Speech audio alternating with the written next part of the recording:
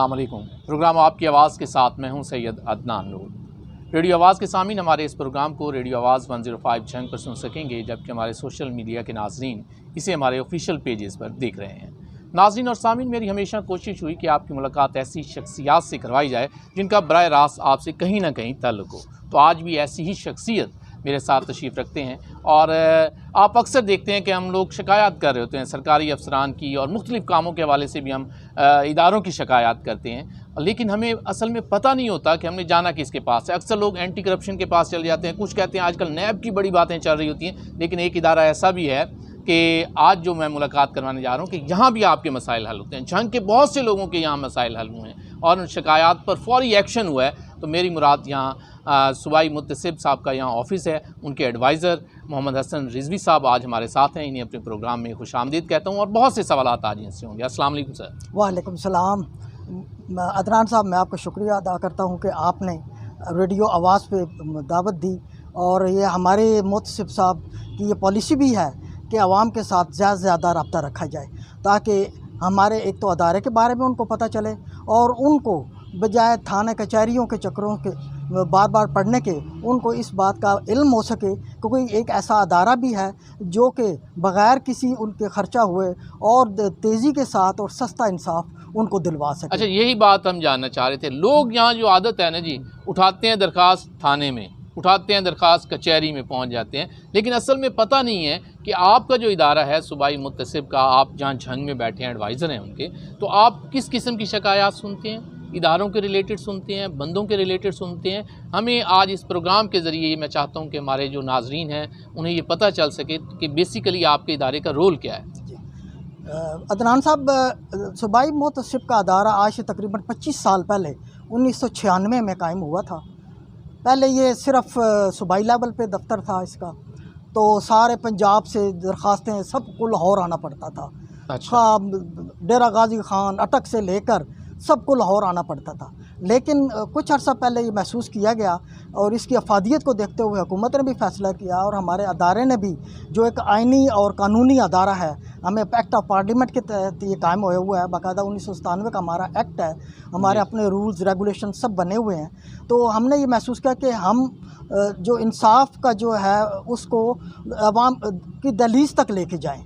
तो उसमें फिर अब से कोई 8-10 साल पहले ये कोशिश शुरू हुई कि हम इसको ज़िली सतह पर लेके जाएं और फिर वहाँ से अब हमारी कोशिश ये है कि हम इसको तहसील लेवल तक भी लेके जाएं। अच्छा, लेकिन अब जब तक हमारा ये सेटअप इतना हो, जब तक हमारे पास इतने रिसोर्सेज हों, तो उसके मुताबिक ही हम अपने आप को, अदारे को फैलाव उसका करते जाएंगे इंशाल्लाह। और दूसरा जो हमारा अपना है आवाम तक रसाई के लिए, हमने अपना भी एक हमारा FM चैनल है, उस पर भी, और हमारे मुफ्ती साहब ने मौजूदा साहब मेजर रिटायर्ड आज़म सलेमान खान साहब की ख़ुसूसी हदायत पर अब सोशल मीडिया पर भी हमारे अपने हैं। तो आप फेसबुक पे भी हमारे अदारे को देखेंगे, आप ट्विटर पे भी देखेंगे, आप हमारी अपनी वेबसाइट है वहाँ पे भी, हमारा अपना मोबाइल ऐप है उस पर भी आप, यानी कि जिस तरीके से चाहें आप हमसे रसाई हासिल कर सकते हैं। अगर हम ये देखें कि एंटी करप्शन भी पंजाब में काम कर रही है, इसके और आपके इदारे में अगर फ़र्क देखा जाए तो फ़र्क कहाँ है? हमारा इसको, जो हमारे अदारा को कहते हैं पुअर मैन्स कोर्ट, यानी कि ये जो आवाम के जो छोटे छोटे मसाले हैं, किसी को डोमिसाइल नहीं मिल रहा, किसी को फ़र्द नहीं मिल रही, किसी को कोई बच्चा पढ़ रहा है उसको सर्टिफिकेट नहीं टाइम पे मिल रहा, किसी को वजीफ़ा नहीं मिल रहा, ये छोटे छोटे काम, उसमें जो निचला अमला है वो ज़्यादा रोड़े अटका रहा होता है आला अफसरान को। तो जबकि जो एंटी करप्शन ये जो है वो अदारों में जो वहाँ पे जो फाइनेंशियल साइड पे वहाँ पे जो क्राइम्स हैं उनको देखने के लिए। अच्छा, उन्होंने भी आज तक मैंने अक्सर देखा कि छोटे लेवल के लोगों को भी पकड़ा, बड़े किसी बंदे पे हाथ वो भी नहीं डालते। वो उनका अपना हर एक डिपार्टमेंट का अपने वो वही बतला सकते हैं। हमारा तो है, हमारे दरवाजे सबके लिए खुले हैं। जिनको कुछ नहीं लिखना आता वो सिर्फ हमारे जो हेल्पलाइन 1050 पे वो कॉल करके सिर्फ अपना नंबर बता दें और अपना महकमा बता दें किसके साथ उनका काम है और क्या काम है, बस ये 3 बातें हमारे, वो हमारे हेड ऑफिस, जो ये हेल्पलाइन हमारी हेड ऑफिस लाहौर में ही, वहाँ पे रिकॉर्ड हो जाती है, और हमें जिस ज़िले से मुतल्लक हो हमें वहाँ इंटीमेशन आ जाती है कि फ़लाँ बंदा तौकीर आवास रोज़नामा कह रहा हूँ मैं, आवाज़ रेडियो चैनल से उनको एक शिकायत है किसी अच्छा, महकमे आप से, उस पे तो पहुंच आप सकें। हम आपसे खुद रब्ता करेंगे और आपसे पूछेंगे कि आपने कॉल की थी, आपका मसला क्या है, किस महकमे से है, और आपको कहेंगे अगर आप आ सकते हैं तो मोस्ट वेलकम, नहीं आ सकते तो आप हमें एक सादा कागज़ पे अपने शनाख्ती कार्ड की कापी के साथ लगा के आप हमें दरख्वास्त पोस्ट कर दें। अच्छा, ये देखें जी कितना अच्छा ये एक इदारा है सूबाई मुतसिब का कि आप बड़े आसानी से यहाँ अपनी दरख्वास्त देकर और इनसे हेल्प मांग सकते हैं। और ये अक्सर ये होता है सर, आपसे ये बात करना चाहूँगा कि कहा यह जाता है कि आपके पास भी इदारे जो मसलन अगर म्यूनसिपल कॉर्पोरेशन के हवाले से कोई दरख्वास्त आई, रेवेन्यू के हवाले से कोई दरख्वास्त आई या पुलिस डिपार्टमेंट के हवाले से दरख्वास्त आती है, तो अफसरान खुद नहीं आपके पास हाज़िर होते। जिस बंदे के ख़िलाफ़ दरख्वास्त होती है वो तो आता ही नहीं है। तो क्या आपके पास ये इस किस्म का ही तासुर चलता है कि अफसर ने खुद आना होता है या उसके बंदा कोई भी वो भेज दे अपने डिपार्टमेंट का? नहीं, हम जो है ना जो उस महकमे का सरबराह होता है ज़िली सतह पर, हम उसको एड्रेस करते हैं। मसलन रेवेन्यू का डिप्टी कमिश्नर होता है, डिस्ट्रिक्ट अच्छा। कलेक्टर भी है वो, जी, जी। और या रेवेन्यू स्टेट में है, अगर छोटा काम है फ़र्द का या उसका कोई दूसरा काम है या तकसीम का, ज़मीन की तकसीम का, तो वो तहसीलदार, वो रेवेन्यू स्टेट का हेड होता है, तो उसको, अगर किसी महकमा नार से है तो फिर एक्सीएन को, अगर कारपोरेशन से मामला है तो चीफ ऑफिसर अच्छा, को। वो खुद भी हाज़िर होते हैं कि नहीं? जी बिल्कुल आते हैं। अच्छा। हम बाकायदा हम उनको नोटिस देते हैं, वो खुद भी, अगर खुद ना आए तो उनका मजाज नुमाइंदा well versed with the facts of the case and rules and regulation, सिर्फ वो आ सकता है। क्योंकि हमारे पास इक्वलेंट टू हाई कोर्ट कि वो जो हमारा स्टेटस उसके इक्वलेंट है, क्योंकि हमारे जो फैसले हैं उनके खिलाफ अपीलें सिर्फ गवर्नर को लाई करती हैं। अच्छा, और ये बात भी पब्लिक के लिए बड़ी आपने बताई इंफॉर्मेशन के लिए कि आपके फैसले को अगर चैलेंज करना है तो गवर्नर के पास सिर्फ ही आप गवर्नर अपील का, कर और 30 सकते दिन के हैं। अंदर वो करेगा। और जनरली हमारा ये है कि हमारा इतना ये फूल प्रूफ सिस्टम है और इतना एक्यूरेट उसमें हमारी इन्वेस्टिगेशन होती है कि 99.9% आप यह कह लें कि वो कोई वहाँ पे गवर्नर के लेवल पे जाके वो अपील हमारे फैसले को रद्द किया गया हो या उसको अल्टर किया गया हो या उसको, जनरली हमारे ऑलमोस्ट कह सकते हैं 100% हमारे हतमी फैसले। अपहेल्ड होते हैं। मैं तो अब 1 साल कोई 10-12 माह हो गया मुझे यहाँ आए हुए, मेरा तो एक फैसला भी नहीं कोई अभी तक वो जो जहाँ पे फैसला हुआ कोई चैलेंज हुआ और वो रद्द हुआ। अच्छा, मुझे इल्म नहीं। अच्छा, ये बड़ी अच्छी बात है। और दूसरा ये मैं ये चाह रहा हूँ कि हमें ये भी पता चले कि आपके पास झंग में शिकायत ज़्यादातर किस डिपार्टमेंट के बारे में आती है, और ये भी आज बता दें क्योंकि बहुत से डिपार्टमेंट मशहूर होते हैं कि जी मशहूर हैं जी पुलिस के हवाले से, रेवेन्यू के हवाले से, तो आपके पास किस किस्म का डिपार्टमेंट, जिसे मैं कहूँ कि टॉप लिस्ट पे कौन सा डिपार्टमेंट? ज़िला झंग जो है ना, ये ज़्यादा आप रूरल ज़िले में शुमार होता है। यहाँ पे ज़्यादा एग्रीकल्चर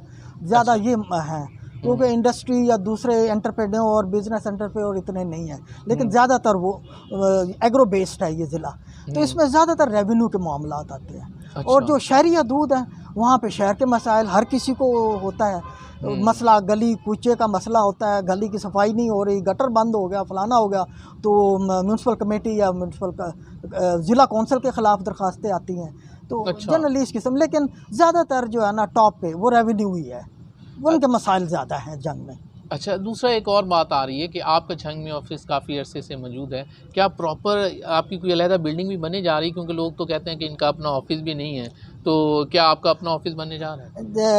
अदनान साहब, जैसे कि मैंने बताया कि हम एक्सपेंशन मोड में अभी चल रहे हैं, तो ग्रेजुअली अब हम हर ज़िले में अपनी बिल्डिंग्स बना रहे हैं। मौजूदा हमारे मोहतसिब पंजाब मेजर रिटायर्ड आज़म सलेमान खान साहब इस पे ख़ुसूसी तवज्जो दे रहे हैं और हर ज़िले में उनकी कोशिश है कि वो अपना दफ्तर कायम करें। अब जो 5 इस पिछले माली साल में 5 अज़ला में जो अपने दफातर कायम हो गए हैं हमारे, जिसमें जंग भी शामिल है, वो हमारी अपनी बिल्डिंग बन के इंशाल्लाह 1-1.5 हफ्ते तक हम वहाँ पे शिफ्ट हो जाएंगे और हम अपने मीडिया के दोस्तों को वहाँ पे इनवाइट भी करेंगे और वहाँ पे उसका इफ्तिताह करेंगे। तो अभी दूर हो गई है इसी प्रोग्राम में कि 1-2 हफ्ते में जंग में बाकायदा ऑफिस में सूबाई मुतसिब का शिफ्ट होने जा रहा है। मैं आपको ये भी बता दूँ, ये टोबा रोड पर नज़द ये जो टोबा रोड पर ये टैक्स हाउस और FPR वालों का लैंड रिकॉर्ड तो बिल्कुल साथ ही उसके एडजस्टेंट है। वो एक पूरा इलाका वो जो ऑफिस का डेवलप हो रहा है और सारे ऑफिस ग्रेजुअली उधर ही जा रहे हैं, यानी इजी हो जाएगा, इजी एक्सेस है सबके लिए। और फिर अब नेक्स्ट फेज़ में जो हमारा नया माली साल अब शुरू हुआ है,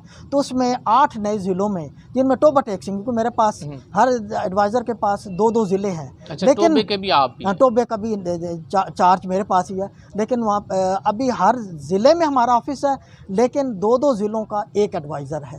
तो हम ग्रेजुअली उधर भी मूव कर रहे होते हैं और यहाँ भी मूव कर रहे होते हैं। मसलन टोबा में थोड़ा छोटा ज़िला है तो वहाँ पे 2 दिन में लगाता हूँ, यहाँ पे 3 दिन लगाता हूँ। बाद में साइट विजिट्स भी करनी होती हैं, तो इस तरह करके हम रोटेट करते रहते हैं। सूबाई मुतसिब पंजाब के एडवाइज़र मोहम्मद हसन रिजवी साहब हमारे साथ हैं और इनसे गुफ्तगू का सिलसिला जारी है। तो सर ये बताइएगा कि आपके मुतसिब के और भी इदारे हैं? जी, असल में जो सबसे पहले जो मुतसिब का दायरा कायम हुआ था वो वफाकी मुतसिब का था। अच्छा। उसका दायरा कार पूरा पाकिस्तान था, और लेकिन उसमें यह था कि वो सिर्फ वफाकी अदारे जो हैं सिर्फ उनके, मसलन लेस्को है, आपका फेस्को है लाहौर में, लेस्को है, ये बिजली के, गैस के, टेलीफोन के या और जितने भी हैं वो, तो ये टैक्स के थे या इंश्योरेंस के, पहले सारा सिर्फ वफाकी मुतसिब को जाते होते थे। इसके बाद वफाकी मुतसिब के बाद फिर हर सूबे में सूबाई मुतसिब के अदारे बने। फिर देखा कि लोगों के मसाइल इंश्योरेंस के, टैक्स से और बैंकिंग से मुतल्लक भी हैं। फिर जो है ना, अब इंश्योरेंस मुतसिब भी है। मतलब इंश्योरेंस कितने ज़्यादा अदारे कायम हो चुके हैं पाकिस्तान में। अगर इंश्योरेंस से कोई मुतल्लक मामला है तो इंश्योरेंस मुतसिब को वो एड्रेस कर सकते हैं।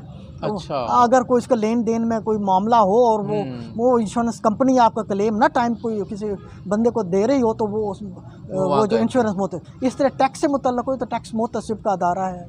अच्छा, अगर बैंकिंग से मुतल्लक लेन देन को मामला तो बैंकिंग मुतसिब भी है। और बाकायदा आप स्टेट बैंक और ये उनके जाएंगे बैंकिंग के, वहाँ पे नीचे उनकी वेबसाइट पे लिखा हो अगर बैंक के ख़िलाफ़ आपको कुछ शिकायत हो तो आप वहाँ दे सकते हैं। लिहाजा ये एक डिस्टिंक्शन करना, आवाम को ये बताना बड़ा ज़रूरी है कि वो पहले देखें कि जिस महकमे के साथ उनको शिकायत है वो किसके दायरे इख्तियार में आती है। वो वफाकी मुतसिब के दायरे में आती है या टैक्स मुतसिब के दायरे के आती है, सूबाई मुतसिब के दायरे के तहत आती है, किसके मुतल्लक है, तो उनको प्रॉपर दरख्वास्त देंगे। सब में कोई उनके लिए ये नहीं है, सब में सिर्फ सिंपल दरख्वास्त, शनाख्ती कार्ड की कापी और जो उससे अपने मामले से मुतल्लक जो कोई दस्तावेज़ात उनकी कापियाँ लगा के बाई पोस्ट भेज सकते हैं। अच्छा, तो आपके इदारे का इसमें हम बात करते हैं कि आज आप हमारे मेहमान हैं, तो आपके इदारे का क्या मोटो है, इसमें कौन कौन? हमारा जी इसमें जो हमारा एक्ट है उसमें जो बेसिक जो हमें रोल दिया गया है उसमें मैं आपको ये 5 पॉइंट में आपको पढ़ के सुना देता हूँ ताकि सब लोगों को। नंबर 1 तो है अवाम के मसाइल का फौरी और फ्री हल का ज़रिया है ये हमारा। अवामुन्नास के हकूक़ का तहफ़्फ़ुज़, कानून की अमलदारी, रूल ऑफ लॉ जिसको कहते हैं।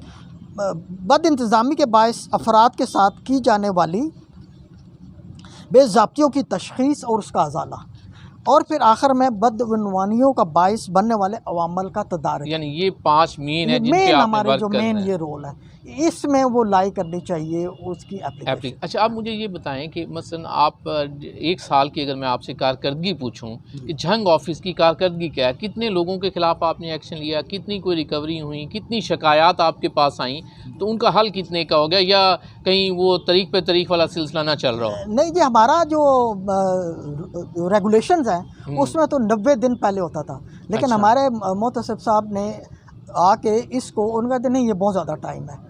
हमने भी महसूस किया कुछ काम ऐसे होते हैं जो दिनों में हल किए जा सकते हैं, भी हो कुछ जो है जिसमें कानूनी पेचीदगियाँ होते हैं उनमें टाइम ज़्यादा लगता होता है। तो फिर हमने आपस में सलाह मशवरा करने के बाद हमने फिर अपनी ये डेडलाइन 90 दिन की उसको कम करके हमने 30 से 45 दिन तक कर दिया है। हमारी कोशिश यही हुआ कि 30 दिन हमारे पास दरख्वास्त रजिस्टर होने से लेकर 30 दिन के अंदर हम उसका फ़ैसला कर दें, और इस दौरान हमारी कोशिश यही होती है कि ड्यूरिंग इन्वेस्टिगेशन ही हम उसका मसले का हल कर दें, हल भी निकलवा दें, ताकि उसकी दाद रसी जब हम उस पर अपने फ़ैसला लिख सकें, उसकी ये शिकायत का उस महकमे से हमने अजाला भी करवा दिया है।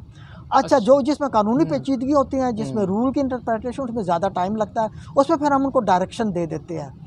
अच्छा, डायरेक्शन दे देते हैं अदालत, मसलन डिप्टी कमिश्नर, डिस्ट्रिक्ट कलेक्टर या महकमा नहार का कोई चीफ इंजीनियर या किसी को भी, या अगर मसलन यहाँ पे आजकल है कि तालीमी अदारों में सरबराहान नहीं है या जो भी कोई मामला है, हम उनके महकमे के सरबराह को फिर हम उनमें फिर ये करते हैं। उनके लिए प्रोसेस लंबा होता है कि वो, तो उसमें फिर टाइम लगे, फिर भी हम उनको 30 से 45 या 60 दिन एडिशनल दे देते हैं। अच्छा। कि इसके अंदर आप करके हमें कंप्लाइंस रिपोर्ट दें। अगर वो ना करे तो इसका मतलब ये है कि वो डिफाइंस कर रहा है हमारे अहकाम की, तो उसके ख़िलाफ़ डिफाइंस ऑफ रिकमेंडेशंस की प्रोसीडिंग्स उस अथॉरिटी के ख़िलाफ़ हम कर सकते हैं।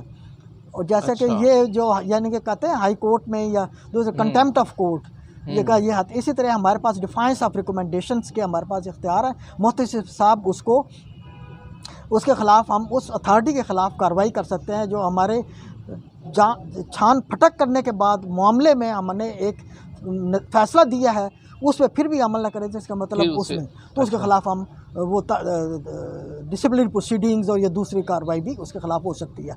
अच्छा, जहाँ तक शिकायत का है कि एक साल में कितनी शिकायत? अच्छा, हमारे पास जी इसकी तो तादाद हज़ारों में है, लेकिन जो रियल टर्म्स में जिनको हमने वो जो उनका शिकायत का अजाला हुआ है, उनको वाकई फाइनेंशियल टर्म्स में फ़ायदा भी हुआ है, वो तकरीबन 750 के करीब है। ये सिर्फ मैं अपने एक डेढ़ डिस्ट्रिक्ट जंग की बता मैं अपने ज़िला जंग की सिर्फ बता रहा हूँ। ये 1-1.5 साल मैं अपने दौर की बात बता रहा हूँ जबकि मैं आया हूँ। और अगर इसके अलावा आप देखें यहाँ पे सरकारी रकबा जात बहुत ज़्यादा है जंग में, क्योंकि सारा रूरल एरिया है, तकरीबन 50,000 एकड़ के करीब रकबा है। अक्सर रकबों पे कोई चरागाह के लिए, कोई किसी और मकसद की आबादी दे के लिए, कोई कुछ उसके लिए किसी सरकारी दफातर के कायम करने के लिए या सहूलत मुहैया करने के लिए वो रकबे पड़े हैं, लोग कब्ज़े करते हैं उनसे। तकरीबन अब तक हमने ये कोई अंदाज़ा होगा मेरा 15 करोड़ के करीब की मालियत के रकबे हमने वागुज़ार करवाए हैं, जो कि 715 कनाल बनती है।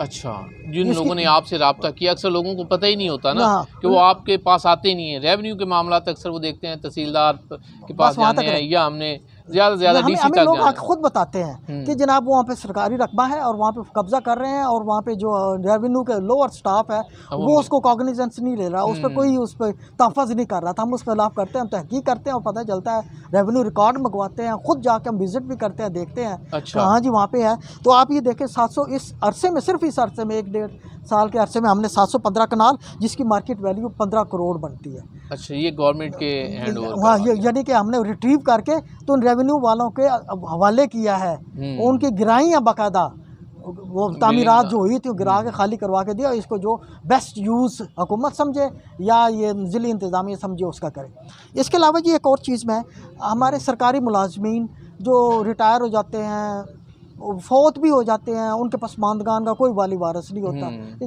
ख़ुसूसन लोअर स्टाफ, तो उसमें भी हमने आप ये देखेंगे तकरीबन 1 करोड़ 76 लाख के उनके वाजबात लोगों को दिलाए हैं हमने। उनके एक ये भी सहूलत है कि जो सरकारी मुलाजम जो फौत हो जाता है, ये जो नॉन गस्टेड होते हैं, छोटा हमला होता है, तो उनके बच्चों, एक बच्चे को मुलाजमत, वो भी हमने तकरीबन जो है 17 बच्चों को अब तक हमने यानी कि उनको कफालत उनके फैमिलीज़ को दिलाई है। अच्छा, यानी उनकी जगह पे जॉब दिलवाई है, कहीं ना कहीं फंसे हुए होते हैं, तो वो भी आपको अगर एप्लीकेशन दें तो वो मामला वो भी हल करवाया है। बेवगान को या उनको जो भी उनको जो रिटायरमेंट या मुतवफ़ी की वफ़ात के बाद जो उनको मिलने होते हैं फाइनेंशियल बेनिफिट्स नहीं मिलते टाइम पे, तो उनको दिलवाए हैं हमने। एक और जो ठेकेदार कंट्रैक्टर्स हैं वो तामीराती काम करते हैं, उनको पेमेंटें नहीं होती। ये एक्सियन बिल्डिंग या हाईवेज वाले लेके बैठे होते हैं, कोई किसी को सिक्योरिटी टाइम पे वापस नहीं करते, कुछ नहीं। वो भी हमने तकरीबन जो है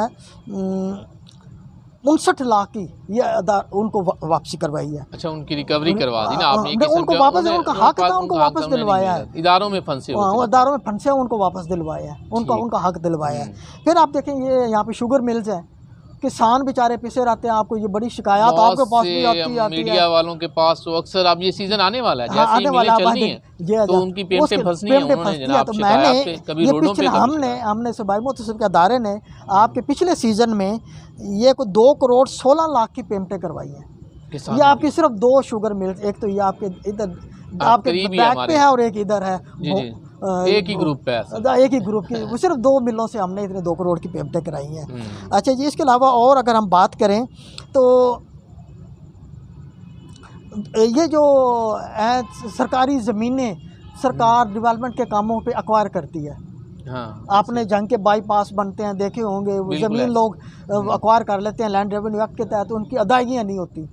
ऐसे ऐसे केस भी हैं जो मैं कहूँ कई दहाइयों से फंसे हुए थे, और हमारी कोशिश है कि उनको प्रायोरिटी बेस पे हमने करवाया। मैं 3 केसेस का सिर्फ हवाला यहाँ दूंगा ताकि उससे आपको हमारे अदारे की अफादियत और एक सहूलत का अंदाज़ा पता हो चले। सकेगा। और पब्लिकली मैं चाह भी यही रहा हूँ कि आज के इस प्रोग्राम में आपको इस इदारे के पता चले कि सूबाई मुतसिब का इदारे का किरदार क्या है और ये कर क्या रहे हैं। आप लोगों को जो एक सहूलत मिली हुई है इसका फ़ायदा उठाना चाहिए, बजाय आप थाने जाएँ, कचहरी जाएँ, वहाँ जाके फंसें दरखास्तें दें। आप एक असल और परफेक्ट इदारे में जाएँ और वहाँ हसन रिजवी साहब जैसे लोग बैठे हैं और वो आपकी हेल्प के लिए हर वक्त रेडी हैं। और उस बारे में शिकायत का भी एक टाइम है कि आप उस टाइम में वो हल हो जाएगी।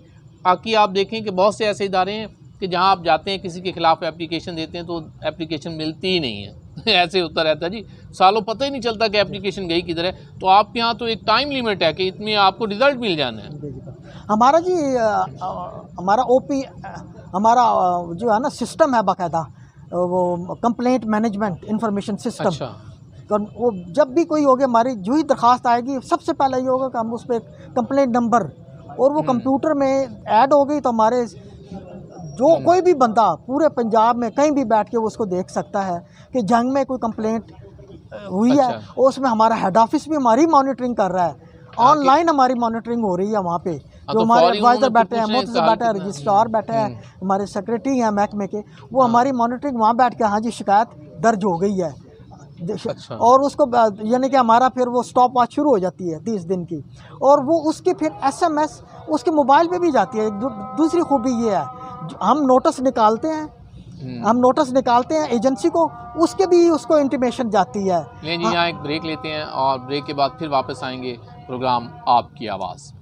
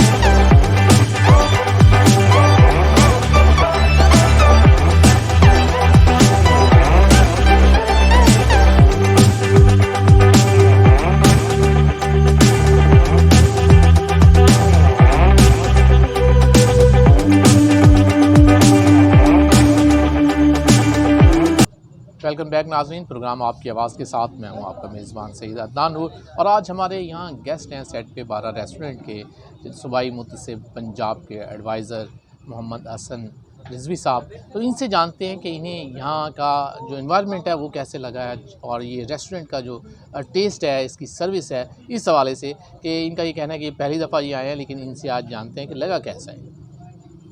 जी सर। मुझे तो यही लगा कि जैसे मैं लाहौर में बैठा हूँ। सारी सर्विस मैंने लाहौर में की है, 35 साल सर्विस वहाँ की है। पहली बार मैं जंग में आया हूँ और 1.5 साल हो गया। मैं तो सिर्फ दफ्तर के कामों में ही लगा रहता था, तो मैं तो कभी मूव ही नहीं किया, लेकिन आज पहली बार यहाँ पे आया हूँ और ये देखा कि वाकई जंग बहुत डेवलप्ड है। तो यहाँ का खाने का टेस्ट देखा तो लाहौर के किसी भी रेस्टोरेंट से कम नहीं है इसका।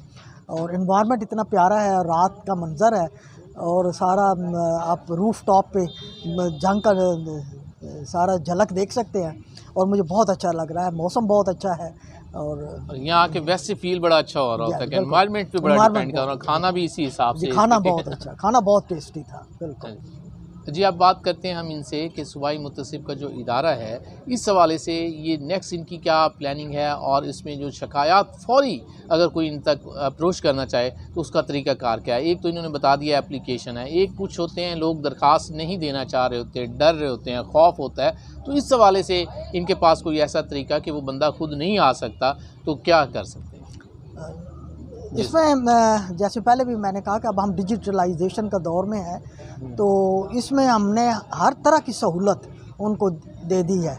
मोबाइल हर किसी के पास है। अब ग्रेडीवान के पास भी है, कोचवान के पास भी है, ड्राइवर के पास भी है, हर किसी के मज़दूर के पास भी है। किसी को कुछ करने की ज़रूरत नहीं, किसी को कहीं जाने की ज़रूरत नहीं।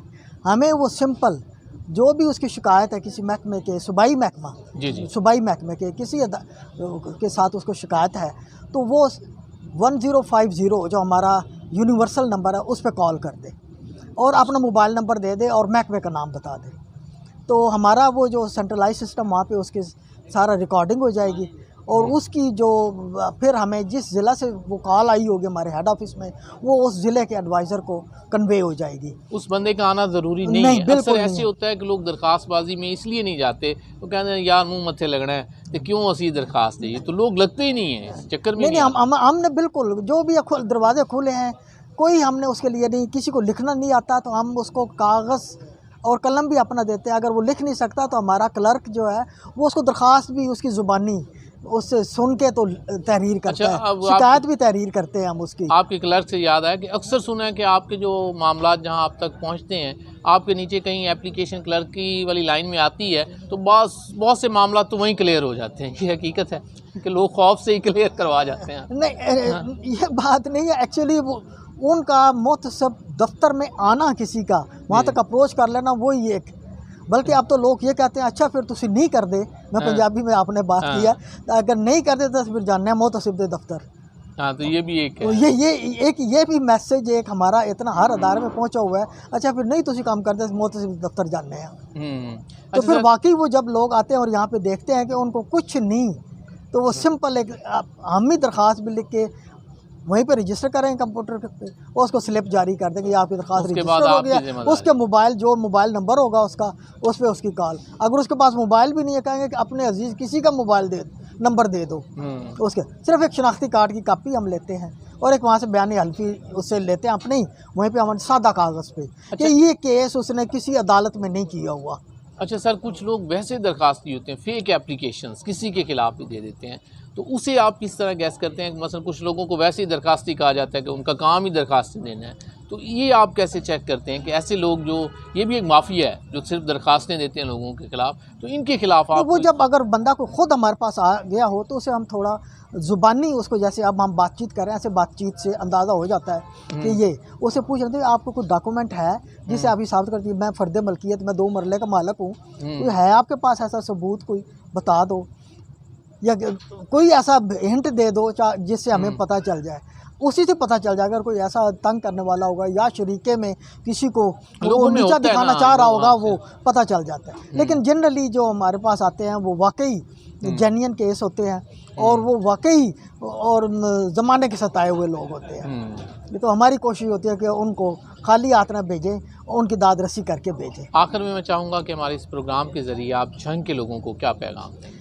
जंग के लोगों को मैं यही कहूँगा, अव्वल तो इनको अब बहुत पता चल गया हमारे दफ्तर की अफादियत का। मैं इनको यही कहूँगा जिसको भी सूबाई महकमे के किसी भी महकमे में, खा वो अहमदपुर सियाल में हो, शोरकोट में हो, 18 हज़ारी में हो या जंग तहसील, कहीं भी किसी का कोई मसला हो, हमें खुद आ सकता हो ठीक, नहीं सादा कागज़ पे शनाख्ती कार्ड की कापी के साथ अपना वो हमें पोस्ट कर दे।